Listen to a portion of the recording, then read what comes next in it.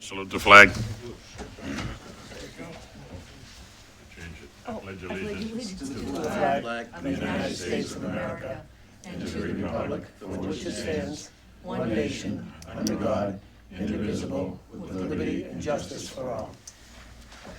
Roll call. Mr. O'Hare? Here. Mr. Espinola? Here. Mr. Bahu? Here. Mr. Lemay? Here. Mr. Booton? Here. Mr. Tatsias? Mr. Gigi? Here. Mr. Moran? Yeah.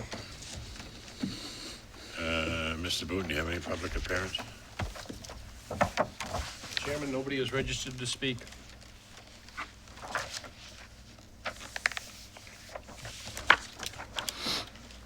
Just for reference, the meeting is being recorded. School committee communications. Report of student. Okay, so for organization and clubs, 10 of the student officers from Skills USA are gearing up for their Skills USA National Leadership and Skills Conference in Louisville, Kentucky from June 19th to the 24th.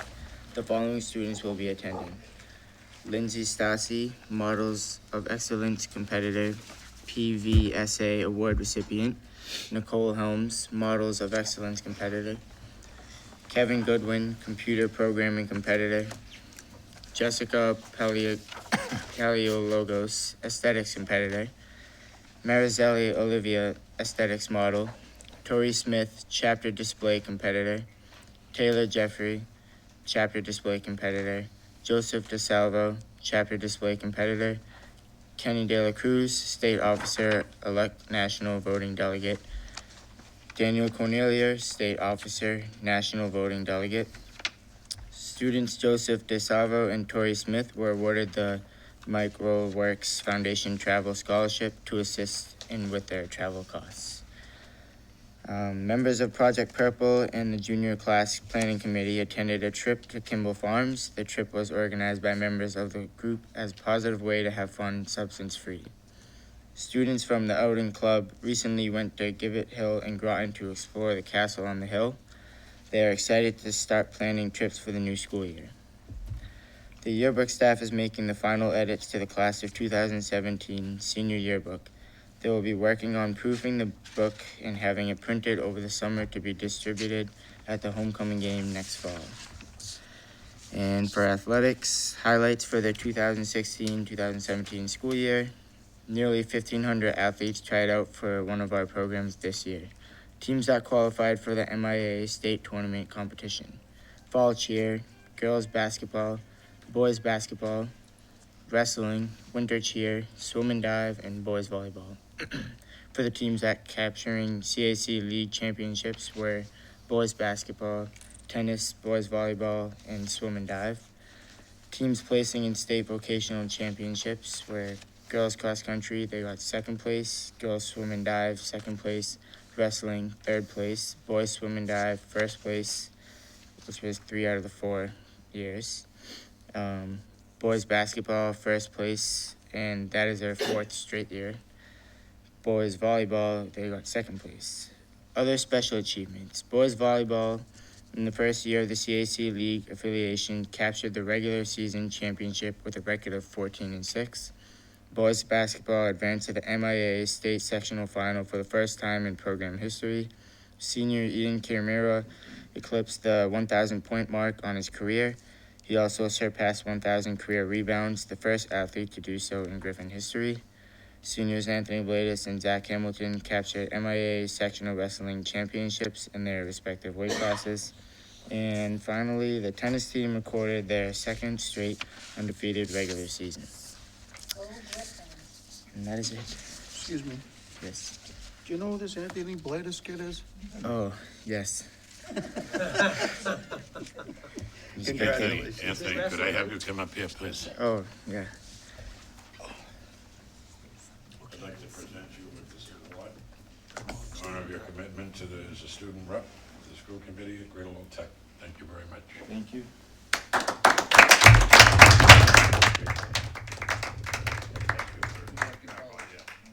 Congratulations on your wrestling stuff. Good job, my friend. Our gift to you. Okay? All right, there you go. Unless you're coming back. Good luck with your career. Unless you like the one that says Fred Barth on it. Yeah, oh, yeah.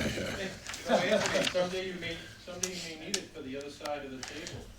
Okay? Might be on my side, George. Oh, yeah. Thanks, Joe. Yeah.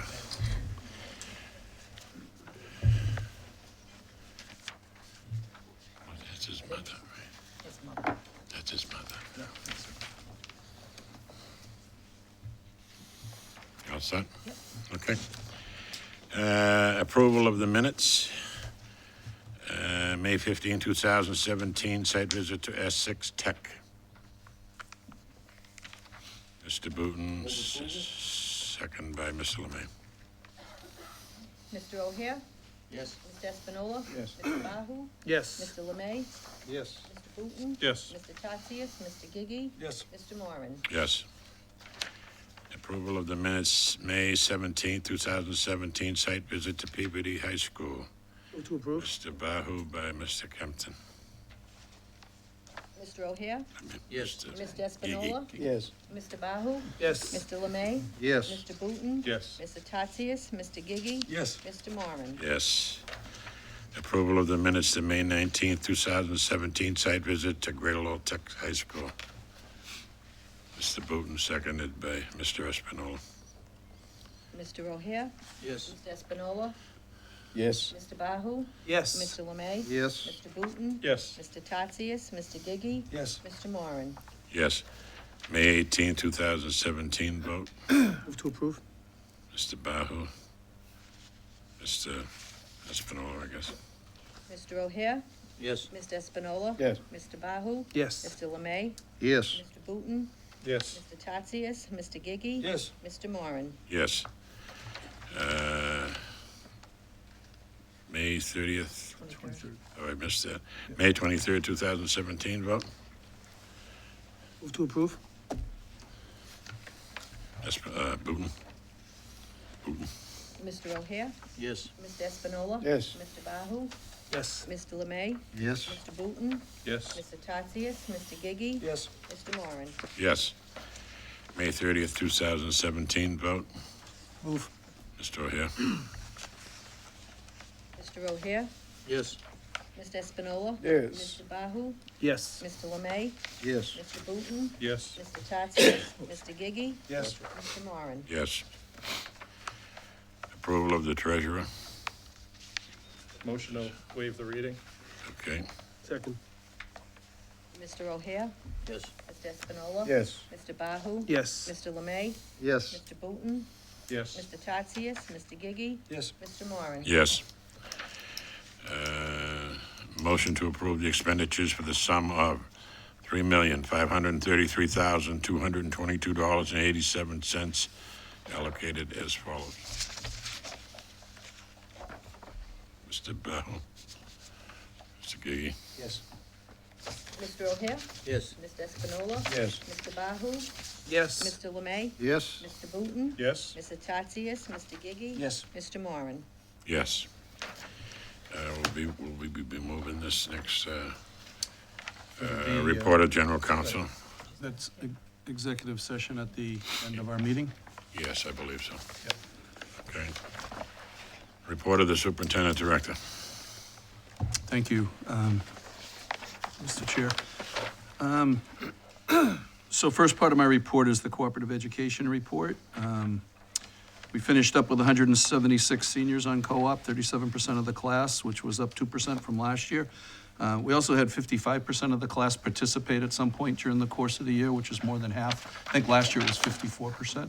So we're still trending in the right direction. We got 50% of the juniors out, and there's more going out every day, which is good. I just wanted to report on a past motion on the football locker room storage area that I believe was made by Mr. Booton. And I have a written report in there. But primarily the problem out there is that the football field's in a floodplain. So it's very expensive to get any type of permit to work out there. So We do have money in next year's budget, and actually this year's budget for a feasibility study out there, and next year's budget to develop a more specific plan. So I think that any work that's going to be done out there would be part of that package moving forward. I also, there was a motion by Mr. Bahu with regards to associate degrees. I've also included a bunch of background information in your packet.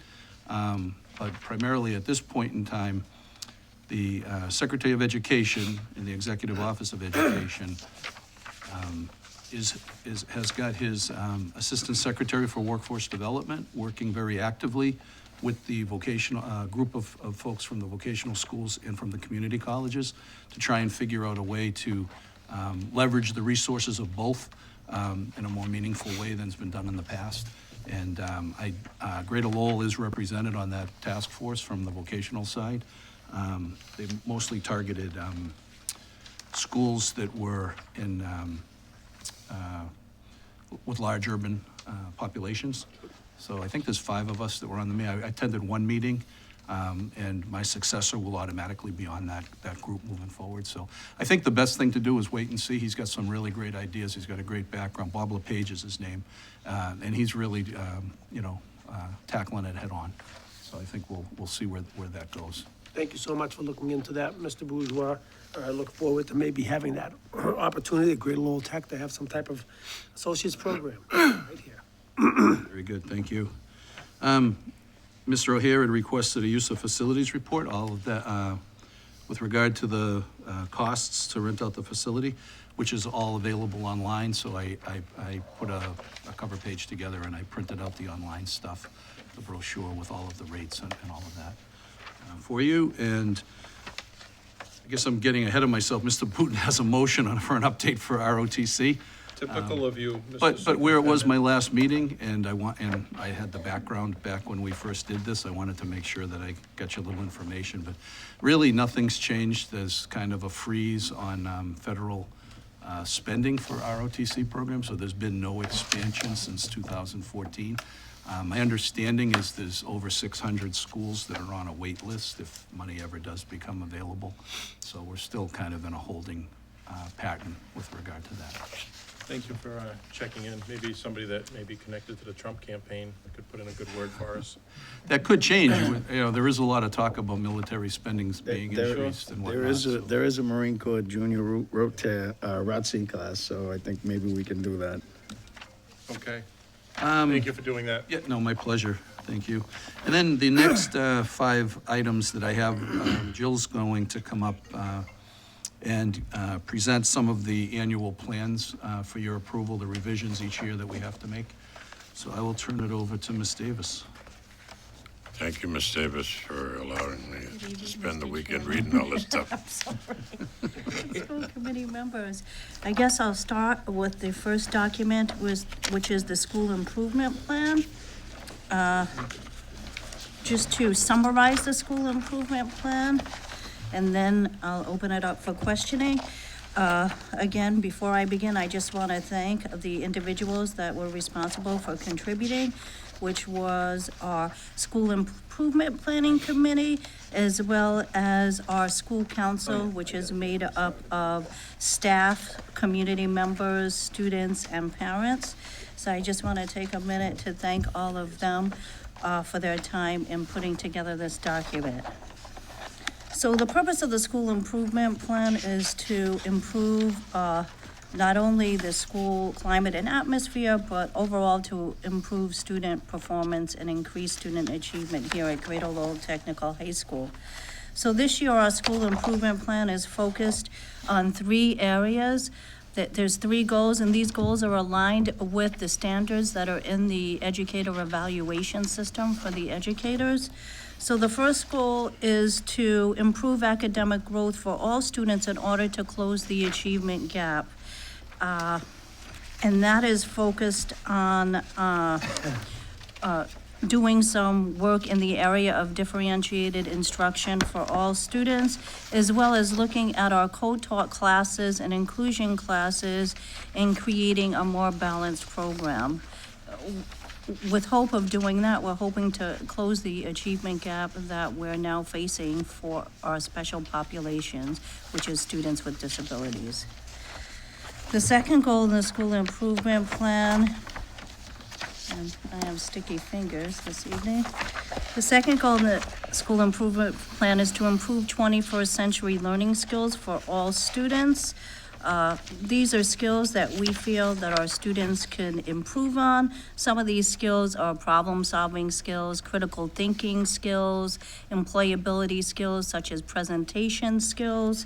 So we're going to work on improving those 21st century skills so our students are better prepared for college and career in the future. And the third goal is to improve school climate in order to create a safe and supportive learning environment for all school students, and the focus is to become a trauma-informed school. We are noticing an increase of students that are experiencing social emotional difficulties, and we're really gonna do some professional development for our teachers and strategies to implement in their classrooms for students who are exhibiting social emotional struggles, and to also work with students on developing their social emotional learning skills, which includes self-management, self-awareness, decision-making, relationship skills, and social awareness. So that is the focus of our school improvement plan for this school year. Do we have any questions? Yes, Mr. Booton? Mr. Booton. You know, I've mentioned this before, I've never been a fan of differentiated instruction within the classroom. Is that what you're going towards? So, yes, differentiated instruction so that teachers have more skills to deal with students that are exhibiting different struggles in the classroom and that are learning in different ways. Okay. Okay. Thank you. Any other questions? Thank you. Mr. Barton? Motion to approve. Seconded by Mr. Espinola. Mr. O'Hare? Yes. Mr. Espinola? Yes. Mr. Bahu? Yes. Mr. Lemay? Yes. Mr. Booton? Yes. Mr. Tatsias? Mr. Gigi? Yes. Mr. Moran? Yes. So, and I don't have the agenda in front of me, but I think the second. handbook? The Student student handbook, handbook, yeah. okay. Is the next one? The next one for approval is the student handbook, and again, you received a copy of several different changes to the student handbook, but I'd like to just focus on the major changes. So one of the major changes in the student handbook is to the school cell phone policy. Any question in regards to that? We will no longer allow cell phones to be used with the exception of in the cafeteria during lunch. And we're asking that cell phones are not visible and put away from when the homeroom bell rings to the start of the school day till the end of the school day, with the exception of the cafeteria. Mr. Gigi? My cell phone, text message and that come up on my watch. And they can email and text from the watch. Yes, but that hasn't been such a distraction as the actual cell phone has, specifically in the hallways when they're out and supposed to be getting from class to class, and they're causing jam-ups because they're on their phones. So we're really gonna focus on hallway use. Classroom use has been somewhat of a problem, but has been controlled this school year. So we really want to focus on hallways and keeping the cell phones from being used in the hallways and only being used in the cafeteria. So we came to this decision, we did a survey. We surveyed students, parents, as well as the staff, and gave them the option of using the cell phones at the discretion of the teacher. But the survey came back unanimously to ban the cell phones. Mr. Booton? So the students agreed to ban the cell phones in the halls? So the They students, agree to it, but they don't do it. the large majority of the students that were part of my student advisory, yes. They agreed that the cell phones was a problem. and they Is thought it that, a distraction or a problem? And I'm going from experience, and maybe I can say it now, it's but both. multiple times I text my son to say, you know, I'll pick you up to go get your car after school, or you have a doctor's appointment at school, stay there. It's a distraction and a problem, both. How big? Big, Huge. huge. Huge, yeah. I brought this up middle of the year this year. I had people whose kids don't even go here being distracted by kids that are in class, being called at their class. Class, So- I have 100%, no, it shouldn't be cell phones, but in the hallway, in between classes, to send a quick text or to check something, I mean, work schedules, Well, it's parent become a schedules. disruption, it's and it become a becomes- discipline problem. So, is this a few kids No, that are, it's not. is it anecdotal on the sense of 10% or 5% of the students aren't using the phones properly, and we're It's gonna enough punish of a 90 problem that the whole staff agree, the majority, I don't wanna say, it, the majority of the staff has agreed to this. And specifically in the hallways, I don't know how that, how would that, and tell me, educate me, how does that bother the staff? It bothers the students are late for class, they're jamming up the So if a hallways. student's late for class, do they get sent down for, and they know they're late because they were on their phone? I'm not sure if they know exactly that they're late, that they're So it on may their not be the phone. phone that's causing Well, them it's to the be late phone to that's class. distracting them, that's causing the backups in the hallways, that is causing a problem. I think transition time should be focused on, I need to go from point A to point B.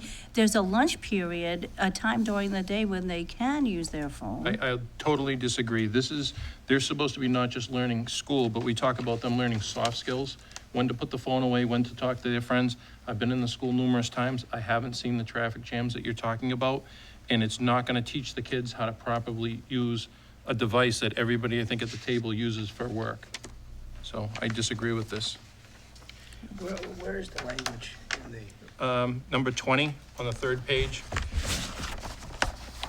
On the red, it's the third down, and it says hallways, and Page 5, I would move to remove that. I haven't heard the justification change sheet. that it's that much of a problem or The top sheet. inconvenience.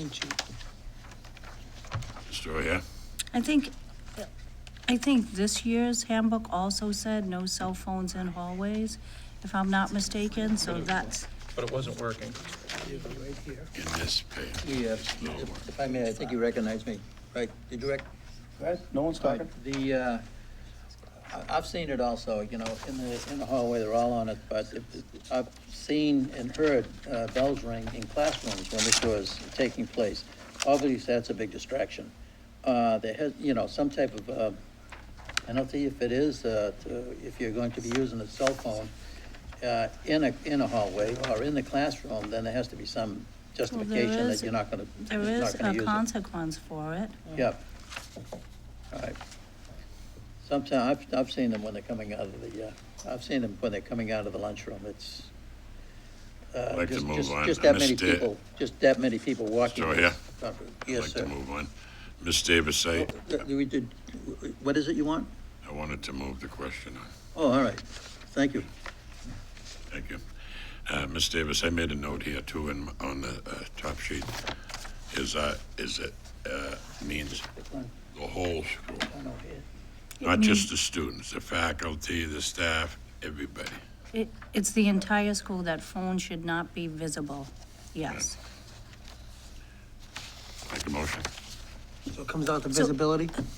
It comes out to, for students, it comes out to visibility. Oh, that's right. Meaning You gotta it should do be all put this. away and turned off, yes.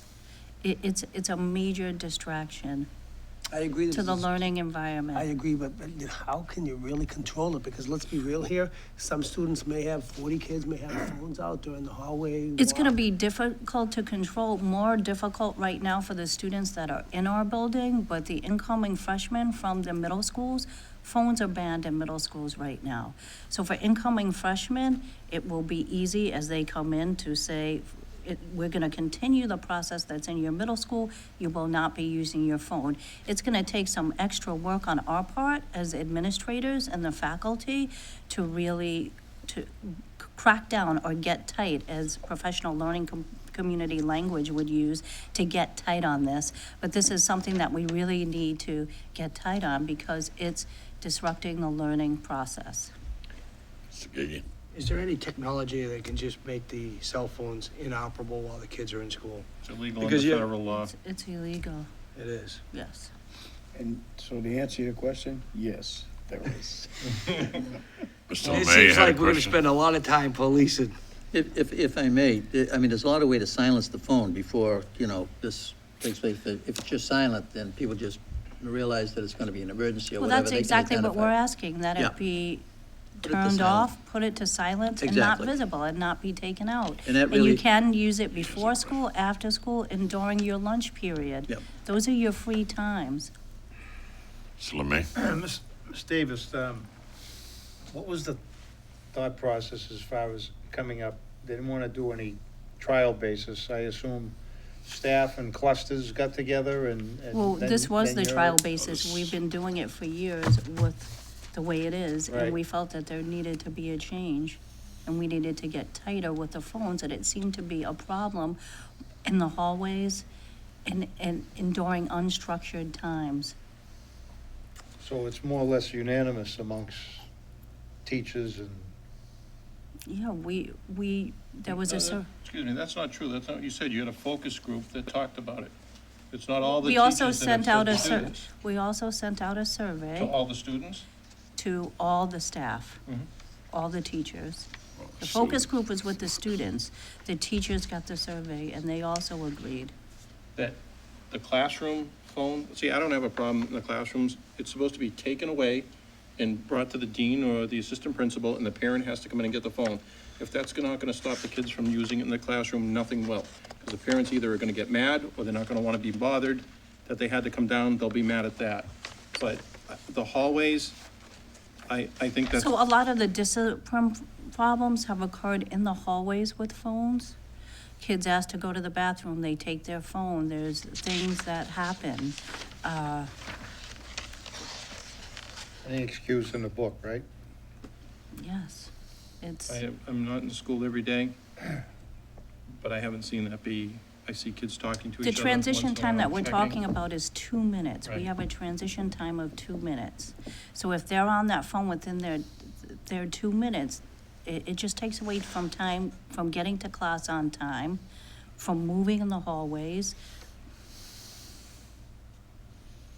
Ms. Espinola? It's 2 minutes, I don't think it's a big So deal. to Mr. Booton's point, with trying to communicate with your son or your daughter that's in the school, when I came to the school, my mother used to send a pigeon to the school to give me a note. So if I did it back when I was in school, I'm sure that the kids will survive.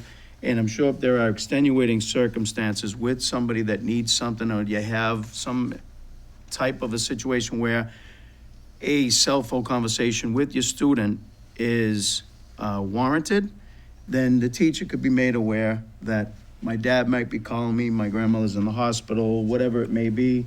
Do you mind if I just keep my phone out during the school? I've had several complaints about the phones in this school. And I commend the teachers for coming up with the policy. It's the kids' fault for abusing the trial effort that the teachers had put forth for the last couple of years. There was a trial effort, and it didn't work. And let's face it, if you think the students will not have their phones out, it's going to be something to work on. But if you start with the freshman class coming in, and I agree, my kid goes to junior high, he can't use his phone. And when my oldest boy went to his high school, they can't use the phones either. And matter of fact, they either call me from their lunchtime or they use the phone at the school. So I think it's a good idea. And I think we're in another trial effort, I think, here. And there'll be some give and take, and there'll be some different ways that we can adjust it. But my concern is that the teachers have a concern with it, and I think that you guys know better what goes on in the school than we do. Sparkle. My only issue with it is, is it gonna bog down the discipline office too badly? Because I know the discipline office, is, sort of overworked. It's a very active place, but it is a policy that probably does need to be started. And the discipline office was part of this decision and part of developing this And with this that being the policy. case, I'm gonna put in a motion to approve the student handbook as written. I have a few more questions about other, Yeah, there's some other things. All yeah, of- there's some other all of the things. reports. Do you want me to continue, or do you want to speak, Mr. Booton? Excuse me. Yes. Yes, I'd like to comment, and, having been a teacher here in the school for many years, 10 years ago it was a problem. But 10 years ago, I don't think kids were accessible to having a cell phone. I think today it's like, they give them away like candy bars, you know what I mean? But it is a problem. It is a problem in the classroom, a lot, and I think it is a problem. And I think that if you can try to, prevent it, I think it's good. Thank you. Any other questions on I the student handbook? I have other things that I, things, and yes. we can go back to my So the questions. cell phone was a big change. The co-op policy is another, co-op eligibility policy is another big change. The grade for co-op in theory and related to be eligible for co-op has been increased to a 70. From a 60. So in order to be eligible for co-op, a student must have a 70 in shop and in theory, and a 60 in their academic classes. So that has not changed. The academic requirement for co-op is still passing. What changed was increasing the related and the shop grade to a 70. That was also a decision that all the technical instructors, both shop and related, agreed on. If we're going to send students out on co-op, we want them to have the appropriate skill and represent our school in the appropriate way. And we felt that having achieved a 70, it would be appropriate. Mr. Levine? Have you researched other schools as to what they have? All schools have different requirements. Probably within that range, 60, Yep, 70. different schools have different passing. Our passing is a 60, some schools have a passing grade of a 65. We just thought that co-op is a privilege, and to go out on co-op, we want the students that we send out to have the skills that are needed and to represent our school in good light, and we felt that a grade of a 70 would be average. Thank you. That's the end of the third term, right? That's, after 3 terms? Yeah. yes. Juniors can go out after this, halfway through the year. So juniors can go out the beginning of the third quarter, and then seniors can go out. At any time, they would be. So if they fall below 70, they still can go out? You only have to have 70 when No, you, you have to maintain it after you go out as well, but your grade's actually coming from the The co-op timesheets that employer. the employer fills out. So if you're not doing well on co-op, they're more than likely going to send you back in before you get the report card. Yeah. Yeah, at that point. Right. This may, we have 37% of the kids out, 55% participated.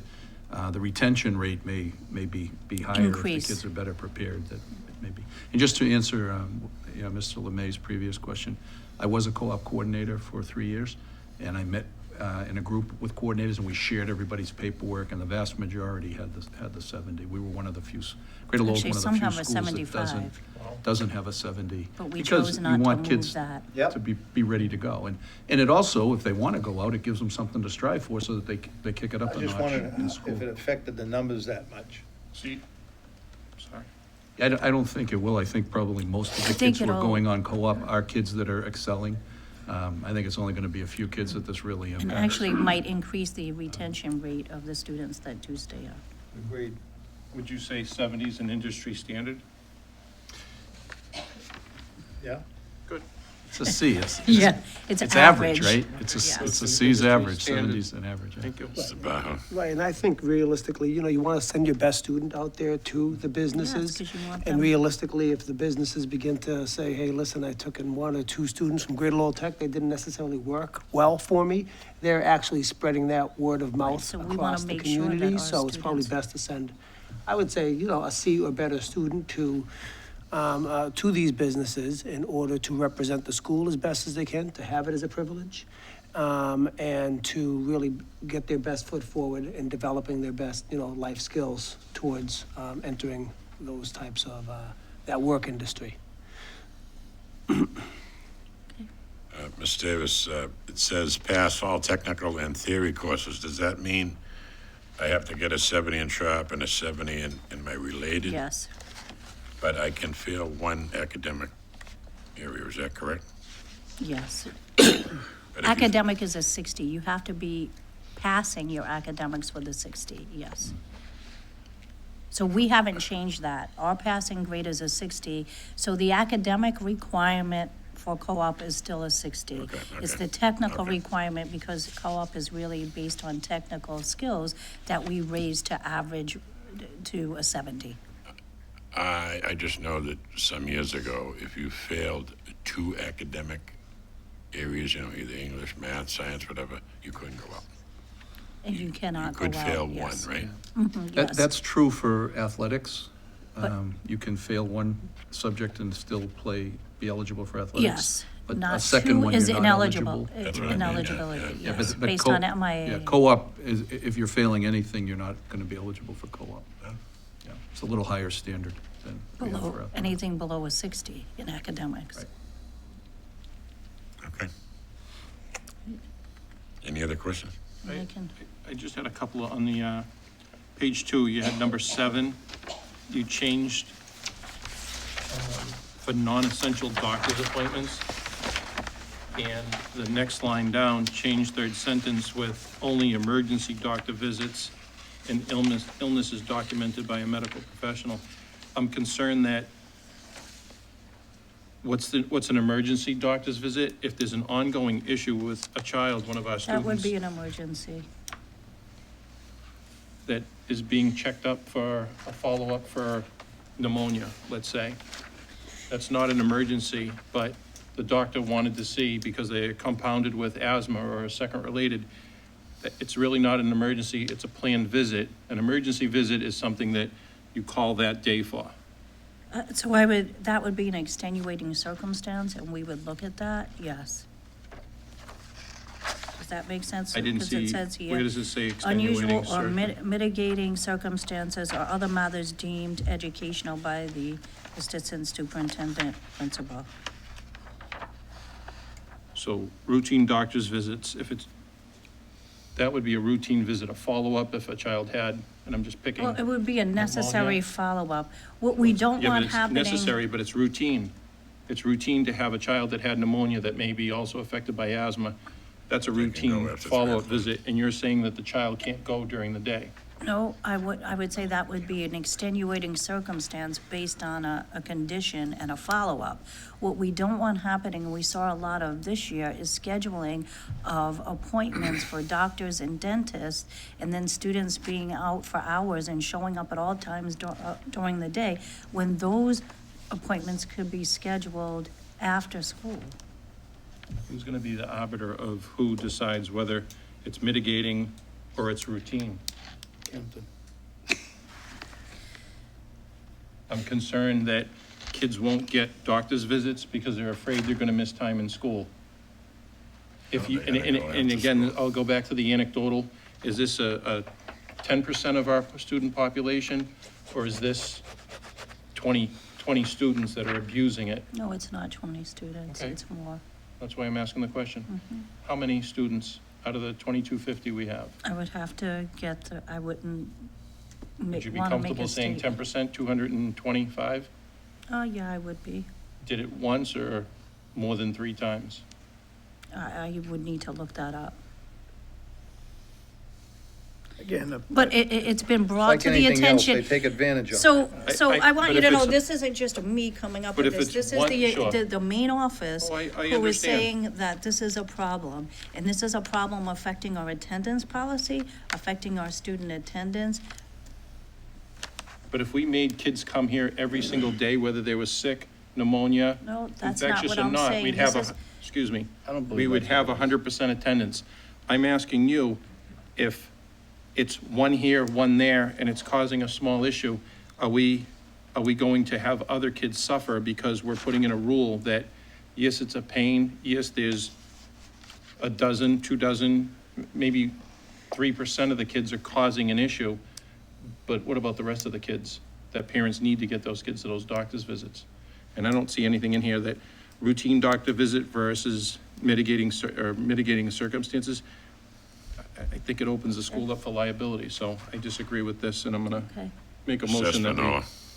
excuse do me. not have the emergency doctor visits. Mitigating circumstances would be where somebody would make the decision, they would mitigate what would be normal, routine, or extenuating circumstances. Sure. So if there's a ongoing situation where somebody needs to go to the doctor and they need to go at a certain time, that's fine. But dentist appointments, physicals, things like that, doctor's offices are open at night, they're open on the weekends, especially pediatrician doctors, pediatric doctors. I know my doctors do, my kids' dentists, they're orthodontists, they're regular doctors, they do that. And again, I would just like to say that if the school feels it's a problem, I believe it's a problem, and I don't believe that they're gonna be throwing kids out of school because they're going to doctor's appointments that they need to go to, and that's where the mitigating circumstances would be. Fair point, but my other point is, so a parent needs to disclose what was wrong with their child, medical information that the school doesn't need to know in order for somebody to decide, and is it you, Ms. Davis, or is it somebody in discipline, and where are those records held? I think that's absurd that we're gonna make parents justify why they took their children to the doctor. It's none of our business. I don't think we should know that, I disagree, okay? but I think that if there's So some, I think this should be taken out, this part should be taken out. if there are extenuating circumstances that are related to health issues and one student that's here, someone in this school should be made aware of those circumstances, whether the parent wants to do that or not. I think it's the right of the school to know if someone has a certain type of a health issue that may disturb other students, may put other kids in danger, may put that certain student in danger. I think that someone in this school should know. Right to privacy laws, and I would go back to, if a doctor sends a note to say, this child was seen by me, I think that's all they should need. So I'm gonna make a motion that that be removed. If I don't get a second, I don't get a second, but we can move it along. Let's move along.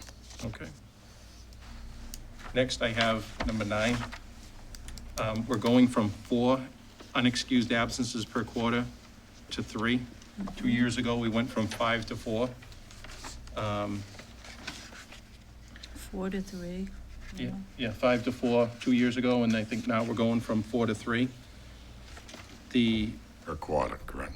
per quarter, Yeah. right. A total of 12. Oh, yeah, unexcused, sorry. I think that's great. Good job. Any other questions? So can I just highlight some more Yeah, go ahead, go important ahead. things?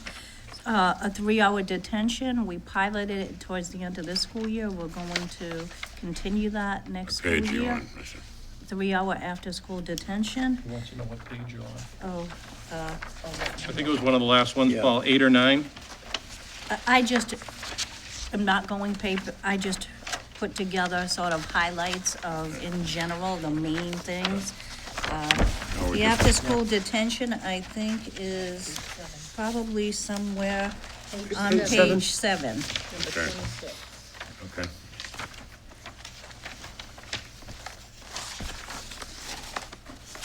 since you brought up the attendance policy, thank you.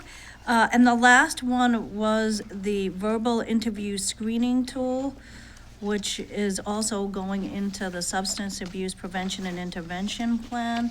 This is a requirement that went into law last year, and actually all schools in Massachusetts are asked to implement this screening interview tool by the 17-18 school year. Voluntary thing, right? So it is voluntary. We will be doing it in the 10th and the 12th grade next school year. Parents will be informed when we're going to conduct the screening. A letter will be sent home. I think I will also make a Connect Ed call. And I think it's important. The purpose is to determine the level of risk for substance use disorders and intervene proactively as we see fit. Any questions on that?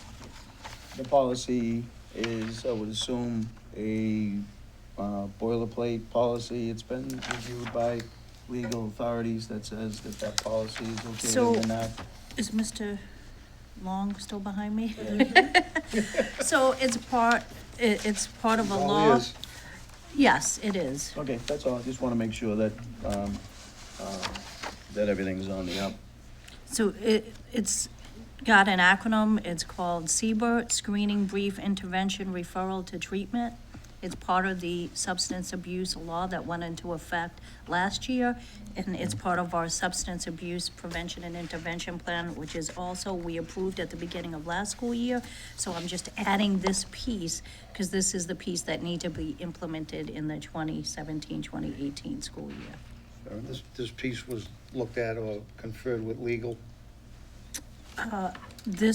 This piece about the CBERT, Yeah, exactly, the actual wording, was that looked at by legal or, no. okay? So, but you were on good grounds based on the law? Yes, legal looked at our substance abuse prevention and intervention plan last year. They just haven't looked at this piece. I mean, the law says that we need to do screening. It's up to the school to choose the levels of screening. We chose the 10th and the 12th grade to do the screening. And that's basically, it just outlines that we will do screening. Parents will be informed when the screening is complete. And it is a confidential process and a voluntary process. Thank you.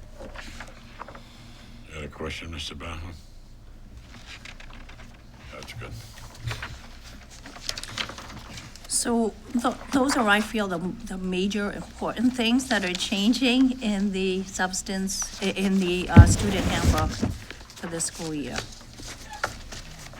Others are Awesome. minor changes. Any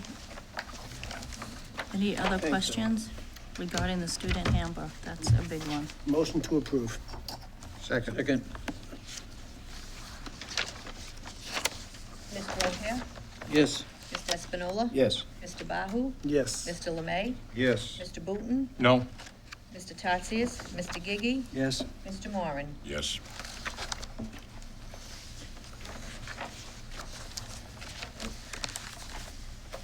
Okay.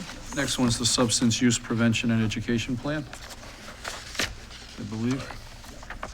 Okay, so the Substance Abuse Prevention and Education Plan, the only change is the addition to the verbal interview screening tool.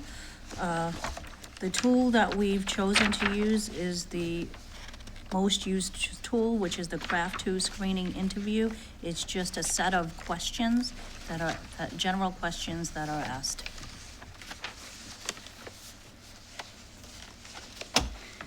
Motion to approve. So moved. Mr. O'Hare? Yes. Mr. Espinola? Yes. Mr. Bahu? Yes. Mr. Lemay? Yes. Mr. Booton? Yes. Mr. Tatsias? Mr. Gigi? Yes. Mr. Moran? Yes. The athletic handbook's next. The athletic handbook is basically the cover that's changing and the addition of the sports teams that were added. Motion approved. Second. Mr. O'Hare? Yes. Mr. Espinola? Yes. Mr. Bahu? Yes. Mr. Lemay? Yes. Mr. Booton? Yes. Mr. Tatsias? Mr. Gigi? Yes. Mr. Moran? Yes. And last is the policies on the head injuries. And that's just a change to the front cover. Move. Second. Mr. O'Hare? Yes. Mr. Nola? Yes. Mr. Bahu? Yes. Mr. Lemay? Yes. Mr. Booton? Yes. Mr. Tatsias? Mr. Gigi? Yes. Mr. Moran? Yes. Thank you, Ms. Davis. Thank you very much. I just want to say thank you to all of you again for all your support this school year. It's always a pleasure working with all of you, and I hope you all have a great summer. I also want to say Likewise. thank you to Mr. Bourgeois. I know this is his last school committee meeting. It has been an absolute pleasure working with him over these past 4 years. He is truly a very knowledgeable man in the area of vocational technical education and has really made a significant impact on this school and moving this school forward in a positive direction for students as they prepare for college and career in the future. So I just wanted to thank him for that. Yes, Mr. Espinola. I'd like to just add quickly, before you end up leaving, that I'm sure everybody else who was at the graduation Friday night, again, great job, great time was had by all, and there weren't enough compliments running around for the people like you guys, Mr. Bourgeois and Ms. Davis, for the fine job, and the staff that did what they did to put all that together, and I'd just like to congratulate you guys. You did a fantastic job again. Greatly appreciated. And I just want to especially thank Jill. A lot of these generally get approved at the August meeting, but Jill's secretary is retiring on June 30th, and both Peggy and Jill made a real significant effort to get them done so that the new person coming in wasn't going to have to try to scramble to do them. So I really appreciate how hard you've been working and the great job that you've done. Thank you. And I'd like to second that. You really do a nice job, Joe. Thank you. I agree, Mr. Espinola saying the graduation went off without a hitch. The compliments were great. Wonderful setting, kids who were so well behaved. Thanks to the teachers and staff who came there. It's under Mr. Bourgeois and your leadership. And it doesn't go unnoticed by me, the amount of hours that you put in here. It's absolutely amazing.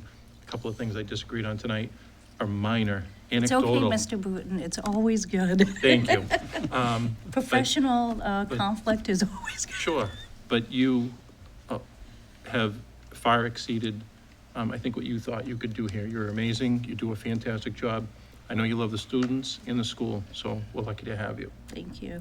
I Very just want to lucky. also say I couldn't do it without a team. So the administrative team as well as the teachers, everybody working together is really what makes this school a special place. So I'm happy to be a part of it. I love the students and the school community, so thank you. Peggy knows we'll miss her. This is a very emotional night for me. I just want to say one thing, Mr. Chairman, and I agree also with what happened. I happened to be at a graduation 2 nights before with Lowell High School and the Greater Lowell 2 days later. Both groups with the kids in the Greater Lowell area, they're doing an excellent job. Every one of those kids were excited, happy to be there, happy to get a diploma, and happy to graduate from their respective schools. And the real piece to that is they didn't get there without the help of teachers, administrators from the schools. And incidentally, we're in a great area of kids going to school. We're very, very thankful for you, Mr. Bourgeois, and from the other schools also. Thank you. I also want to acknowledge Mr. Costa and Lawrence here and the senior advisors who really, really, really work hard to make that graduation a success. Yeah. So, Yep. You did a good job. thank you. Thank you. That's Report of the business manager.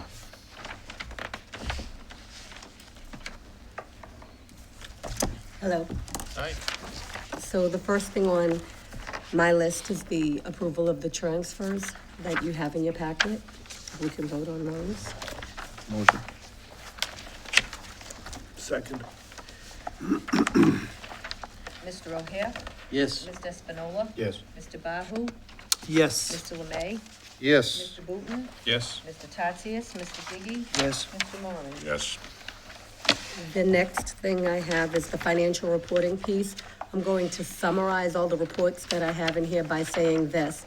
When I first started last year, Roger emphasized how there are two things I need to focus on, the E&D, making sure that we stay below the 5%, and meeting net school spending. So I did that with Roger. We were sitting there reallocating excess funds when people were underspending. One thing I quickly learned my first year is that there are certain things you cannot control, you only can predict. So one thing that happened is we got $537,000 in unbudgeted revenue last year, which put us over the E&D. So that takes time when you report that to the Department of Revenue. They certified our E&D finally in the March, maybe February or March. We were $122,000 over the E&D mark, and this is why Roger and I talked about budgeting higher than, we should budget higher. A bigger cushion from E&D in our Exactly. budget Thank to you. help us make that. Thank you. So when they certified, we had $122,000, and the law states that we have to return that to the community. So in your packet, you'll see that we sent letters. Dave Bradley sent letters reducing the assessment to each of the communities. One community, Drake, it had already paid us their fourth quarter payment, so we returned those funds. But because of that, I learned quickly that I have to focus on E&D and net school spending. So as I explained at the last meeting, I've developed a tool that instead of just telling you this is how much we've spent in each of the categories year to date, now I'll tell you how much we've spent in net school spending eligible categories and non-net school spending. So now I get to watch it closely. So even as you know, right now, even though we're only a couple of weeks away from the last day of school, there are still there's predictable things, but unknown things. Like, for instance, Chapter 71. Based on us getting $237,000 extra on June 30th of last year for the transportation, I tried to take Roger's advice, call a couple of people at the Department of Ed, and figure out what would happen this year. So with all that said, I'm expecting that we'll get hit with some more money again. So I'm watching the extra revenue coming in and working with Roger on reallocating all the spending. And even with all of our assumptions and projections, I think we'll meet net school spending with a $100,000 cushion. And I think that we'll be below the 5% E&D, maybe around 4.6%. And again, this is based on projections. This is with the workman's comp things up in the air, a lot of different balls up in the air. But I think we're in a good position. We've watched it very closely, so that's my financial report. Any questions? Thank you. Old business? Mr. Chair, I think we can take off item number 1. Superintendent covered it tonight. Okay.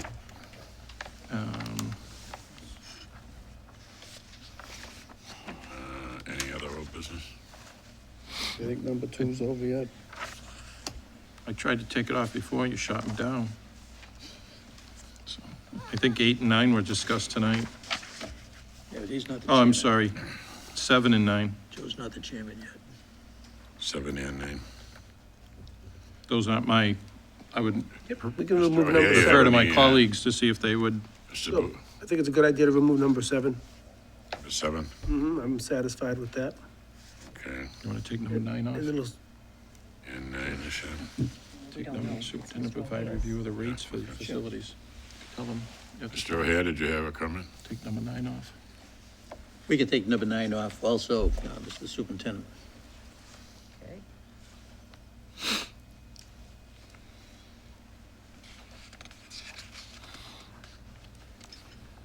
We good with that? Good? Yep.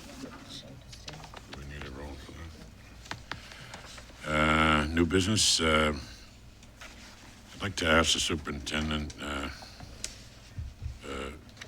although you may not be here, is for a list of new hires, Sure. occupation, column, step, that type of thing. Sure. And Mr. Booton? I think now is as good a time as ever for new business. I just wanted to thank the superintendent for his years at the school, his professionalism, getting us through the $65 million renovation project. for turning our school around, bringing us up year after year academically, putting a great team in place, leaving us in good hands. As I mentioned to Ms. Davis, the incredible hours that the two of you put in, early mornings, long nights, weekends, your work ethic both are second to none, and it was appreciated personally, because I had a student that was here during that time, and to know that there's such dedicated people, it was great. And for my friends that send their kids here, and for all the kids that do go here, they're blessed to have you for those years, and I just want to say thank you, heartfelt from me. Thank you for everything. Thank you. It was my pleasure. And I'm eternally grateful for your support and for allowing me to finish my career the last 4 years here. I can't think of any place I would have rather been. It's been great. Mr. Espinola? I'd like to reiterate Mr. Booton's comments, and just to let you know that if you heard any rumors about you being the Lowell High headmaster, that might have come from me. I can't do anything moving forward without the votes of my 4 grandchildren, so I don't think I would have approved. If they're smart, it'll be a 2-2 split. Well, I think the entire board would agree with whatever's been said tonight, and I appreciate the comments. thank you for moving the school forward. I do appreciate the opportunity to work here and to spend the last 4 years of my career here. I'll always be grateful to you. And, and I know, Mr. Bourgeois, you're a very humble man. You don't take compliments lightly, and I know you don't really want to hear them. I don't. But I know you don't. But some of the things that you satisfied here were, the culture. When you came in the door, there was a real culture problem. And in no time at all, we had negotiation. You had to negotiate a contract, which can be a culture issue in itself. And then you developed a professional learning culture where a lot of the staff attended, and you attended for a number of years in a row. And it made a big progress has been made right here. Our Skills USA, you know how many medals we were getting at the time. I know you take so much pride into it, and you should, because, say it again, please? Quadrupled. Quadrupled. Some people say doubled, right? Some people say tripled, quadrupled. So what does that go ahead and say? Does that mean 4? Yeah, 4 times. 4 times as many. From, 3 years ago. That's correct. Athletics. I mean, how many students go out for athletics now in comparison to how many went out a number of years ago? There's so much more to talk about. I will say one more, the Cyber Cafe. That was something that wasn't into our $65 million building project when we originally started. And it's something that I think the students, the staff, and people that come into the building notice firsthand. And it's all because of, your ingenuity that, you sort of grabbed this, and there's so much more to mention, but I'm not going to mention any more because, Mr. Moran says we have a time limit today. But great work, congratulations, and good luck in the future. I just want to say one thing. Thank you. You did a great job. The love of the children in the school really shows by the time and effort you put in. You're welcome. You made us all look good. And for mentoring a new school board member. And you need a lot of help. So, yeah. Hey, I just want to say, I think we were a little nervous when you came, Mr. Bourgeois. As a matter of fact, you are the first superintendent here, other than the builders of the school, that did not come from this area. Mr. Collins, all the way down till you came, it became a different ballgame. I think you've added an awful lot of things to the school that we probably would have never followed on that track, and I think you did an excellent job here. So thank you very much. Thank you very much. I know we disagreed from time to time, but that's my nature. Irish people always do that, all right? So what Ms. Davis said, creative professional Yes, conflict yes. results in better decisions. Yeah. So, thank you, though. Mr. Lemay? And I would say, in my short tenure here, I always go by the disruptions and the problems. And that usually translate into phone calls. Well, I'm very happy to say that letting Mr. Bourgeois run the ship, it steered on a steady course, because I never really got any phone calls. And I'm talking media, and, you were always there, whether it was an email, this happened, but as far as, major problems, it made our job that much easier, so, thank you. That's all I can say. You're welcome, and when I interviewed for the job, I said that in order for me to be successful, I need you to support me, and you guys have all supported me, and I'm very, very thankful for that. So you're welcome, and I told the staff the other day, I wish, or the leadership team, that I wish I was younger so I could stay longer. But the time has come, and it's time to spend some time with my grandkids growing up, my family, and that's what I'm Mr. looking Bourgeois, for. great job. Thanks. Committee person. Motion by Mr. Lemay that the superintendent defer filing the dean of students position until the new superintendent is hired. Open for discussion. Second. So, yeah. Well, as the maker of the motion, this was my train of thought. Again, Mr. Bourgeois had alerted us that he was going to retire. The effective date was August 11th. We knew in advance that the current dean of students position, the individual was retiring at the end of the school year. I felt that it was the end of the school year. Therefore, school would be closed. We were getting a new superintendent.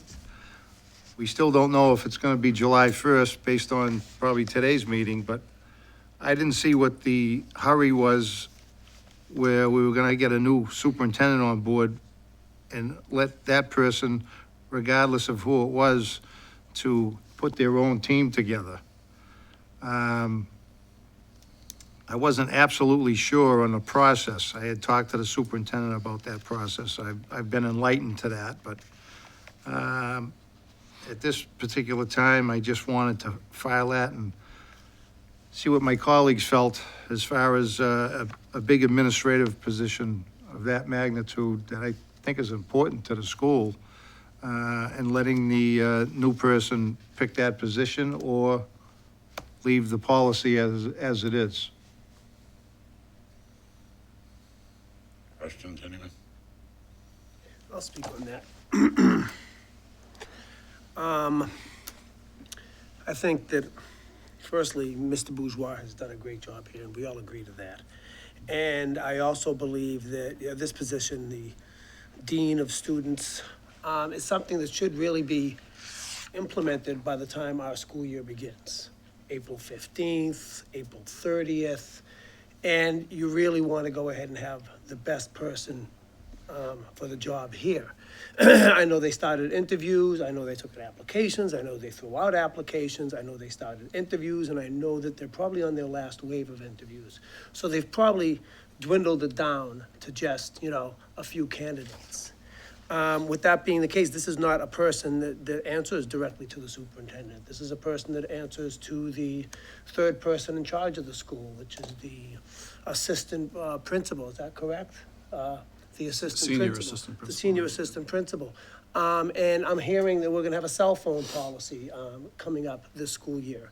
So in order for us to sort of just say, okay, we're not gonna hire that person now, and all of a sudden advertise the job after July 1st, will that new superintendent have time to weed through all of the hopeful candidates and, have someone in place ready to be a part of that discipline office that has 2,250 students to take care of daily, and to make sure that the school runs as well as it can be. And I just think that, again, our superintendent has done a good job, and I think that there's plenty of layers of the interview process that have gone through. And with that being the case, this is not, I don't think, just the superintendent's decision. I think the assistant superintendent is involved. I think the assistant principal is involved. And to just stop it at this current time, I don't think is a good idea. That's why I brought it up for the discussion. Sure, that's why I I'll wait to hear from many of Absolutely. my other colleagues. Mr. Bowden? First of all, Roger's track record of picking people has been very unbiased, very, the right person, the right job. You had asked me about this, and I thought, you know what, there's some thought to it. And then after getting more information that it's not a direct report to the superintendent, and the fact that we don't have a current agreement with our new superintendent or a new superintendent yet, if this vote went through tonight and something happened with the negotiations that it didn't go forward, I think we need an emergency meeting or something to, because you're saying don't do it. So the logistics of it, we don't have that other superintendent in place. This could be hung out there, and then we're stuck not having a dean of students. The other question I'd have is the wording of your motion. If it said consider filling the dean, delaying the okay, but I won't vote to defer it, because that's getting into doing his job, and I don't believe we're allowed to do that. So if you changed your wording to consider it, I actually, even if you change it to that, at this point, I would have to vote against it, because I trust Roger. We need to get that person in place now, because July 1st, I think, would be the start date.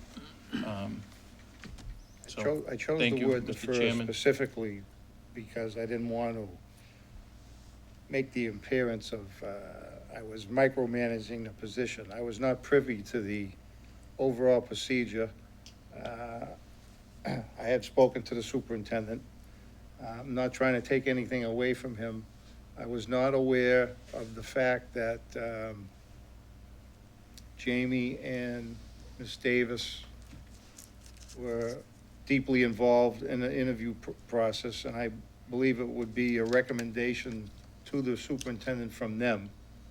And it would appear that where that person is directly responsible to Jamie, right? Yeah. Who in turn reports to you.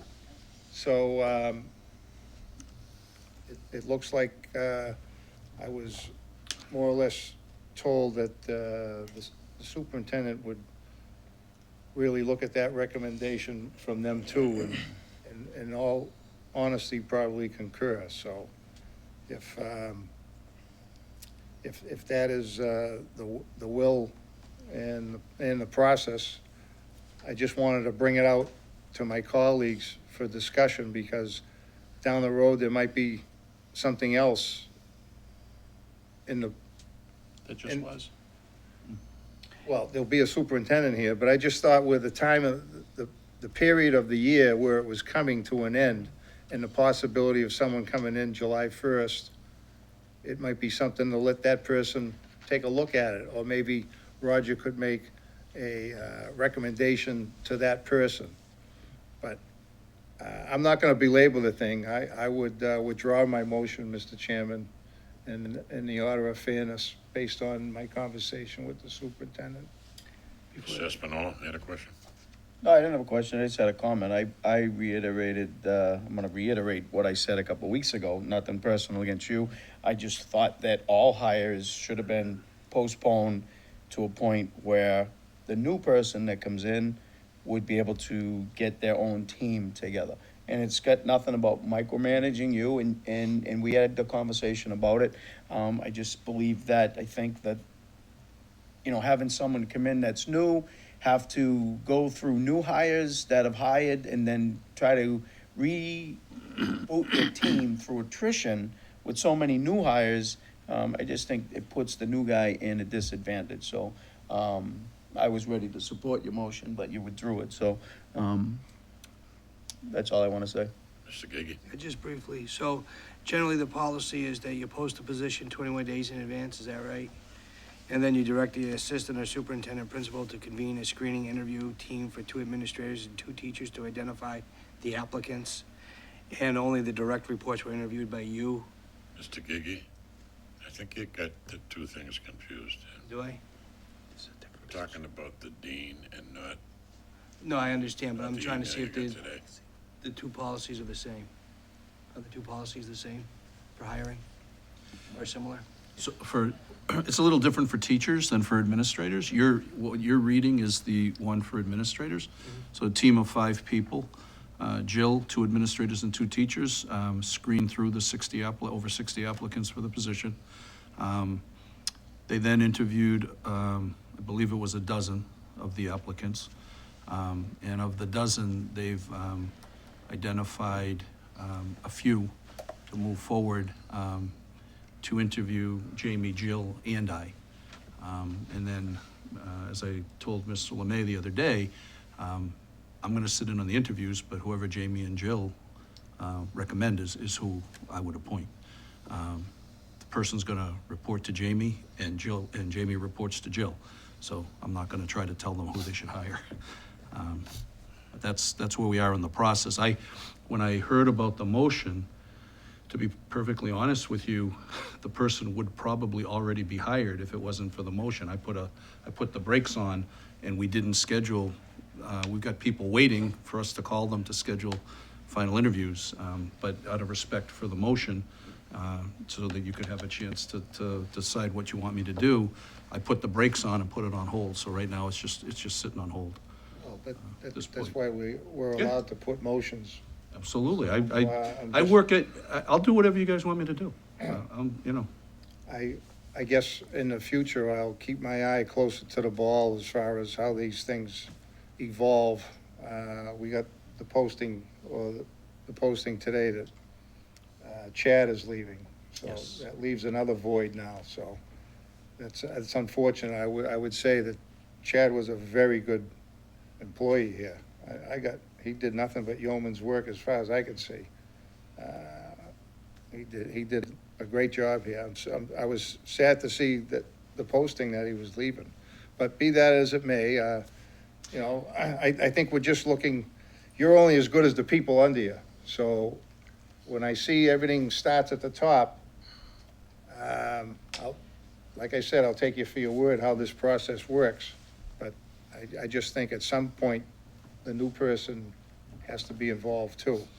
No, and he'll certainly totally be involved with the posting that went out today. And Chad's done an excellent job, and I'm very happy for him that he's got an opportunity to become a principal of a school, which is great for him. My intent was not to steer the pot, just to have a conversation amongst colleagues and see where the weighing was on it. And I'm quite satisfied based on our conversation and my colleagues. So again, I will withdraw the motion. Thank you. All right, move on.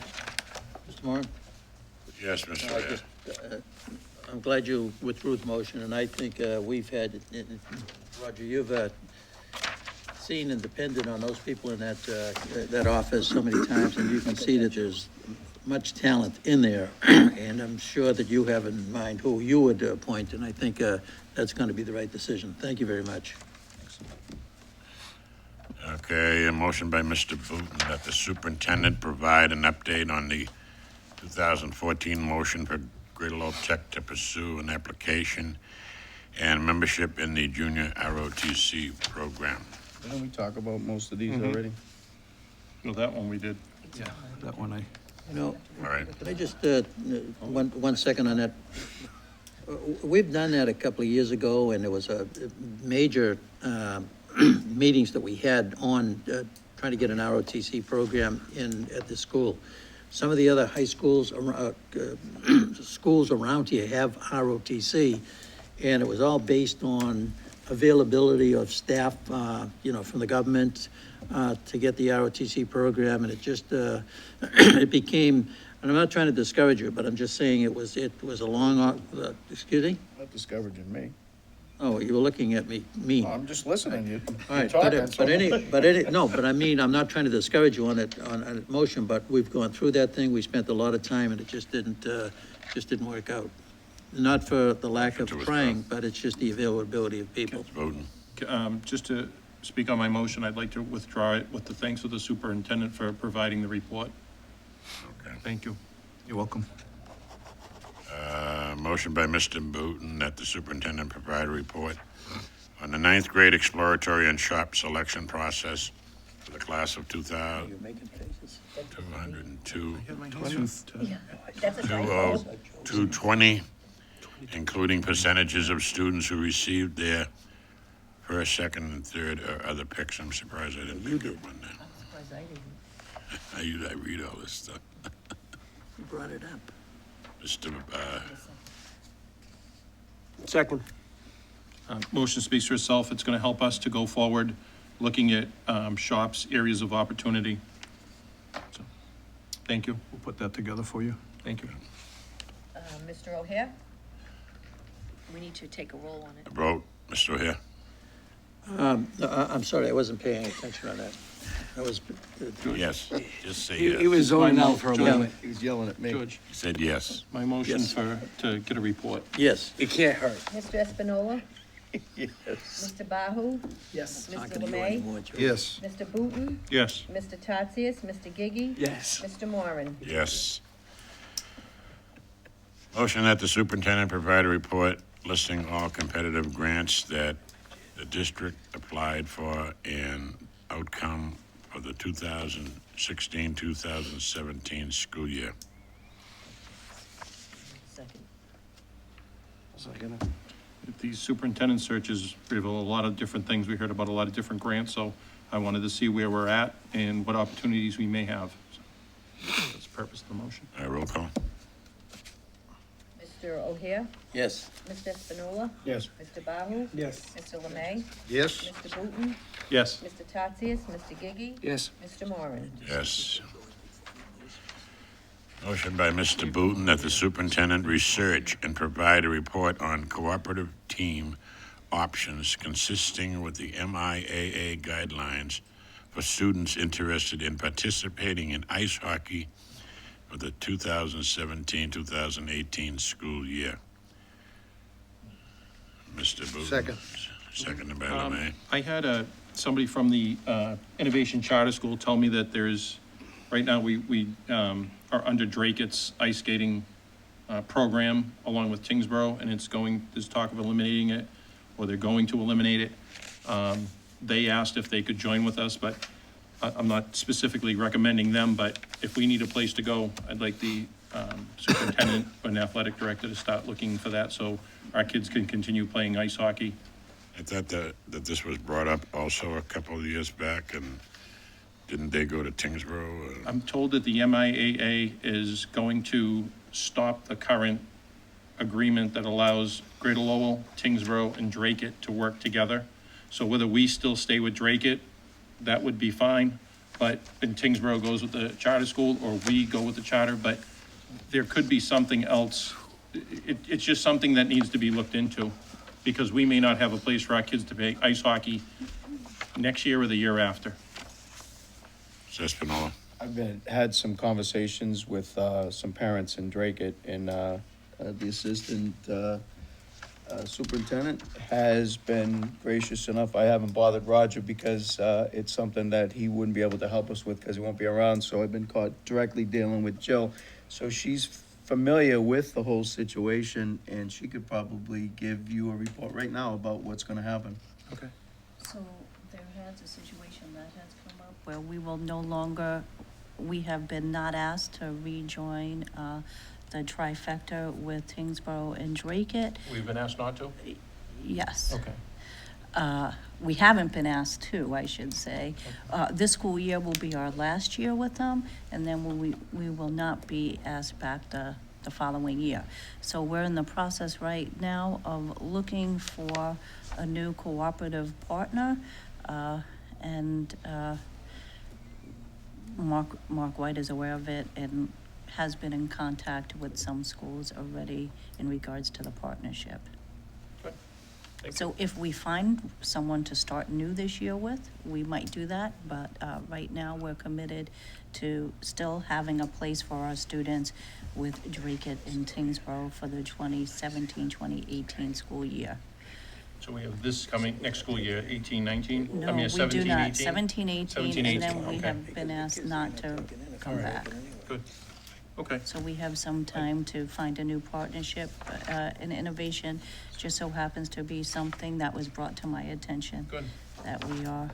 They're hungry for us. Do they have a Right, team but we don't- currently? No, they Okay, so don't they'd like to have form a anybody. They team. would love to participate, because they had asked before, a couple of years ago, about getting in, and it just wasn't possible. So Innovation's looking to expand their high school, sports, so. Right. That would be an easy way for them to do it if they had a collaborative, so it was a good motion. Okay, thanks. We didn't have enough information yet, and I know that Joe's been working hard on it.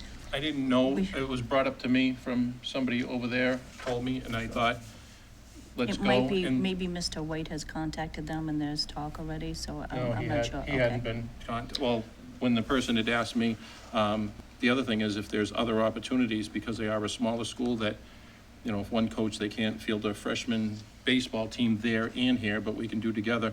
I guess that type of partnership going forward may work well.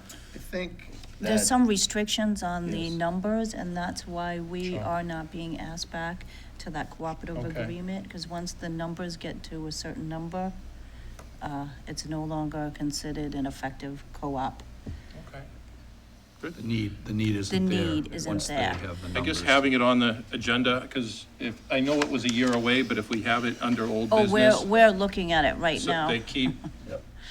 going. aggressively, And yes. where Roger's leaving, okay. Oh, I I'm am, all set, Mr. Moore, and thank you, Ms. Very Davis, much for on updating. it. I'm glad it's going forward, and thank you, Roll call. Mr. Espinola, for working on it. Mr. O'Hare? Yes. Mr. Espinola? Yes. Mr. Bahu? Yes. Mr. Lemay? Yes. Mr. Booton? Yes, Mr. Tatsias? Mr. Gigi? Yes. Mr. Moran? Yes. Report of the subcommittees, approval of the May 18th, 2017 Move to Blair Ridge approve. Building Committee report. Gigi. Mr. O'Hare? Yes. Mr. Espinola? Yes. Mr. Bahu? Of course. Mr. Lemay? Yes. Mr. Booton? yes, Mr. Tatsias? Mr. Gigi? Yes. Mr. Moran? Yes. Approval of the May 30th, 2017 Blair Ridge Building Committee report. Second. Espinola. Mr. O'Hare? Yes. Mr. Espinola? Yes. Mr. Bahu? Yes. Mr. Lemay? Yes. Mr. Booton? yes. Mr. Tatsias? Mr. Gigi? Yes. Mr. Moran? Yes. Motion executive session? Executive session To do two different motions? for, We be Which coming is the back. first one? executive session for an update on negotiations. Is Joe's motion. Mr. O'Hare? Yes. Mr. Espinola? Yes. Mr. Bahu? Yes. Mr. Lemay? Yes. Mr. Booton? Yes, Mr. Tatsias? Mr. Gigi? Yes. Mr. Moran? Yes. Executive session for. motion to go in executive session for updates on grievances? Mr. O'Hare? Yes. Mr. Espinola? Yes. Mr. Bahu? Yes. Mr. Lemay? Yes. Mr. Booton? Yes. Mr. Tatsias? Mr. Gigi? Yes. Mr. Moran? Yes. And there'll be no votes taken and no need to We'll just reconvene. reconvene, just to adjourn. Take a few-minute break, and then need a break. Just gonna, Five-minute break. Yep. 5-minute break.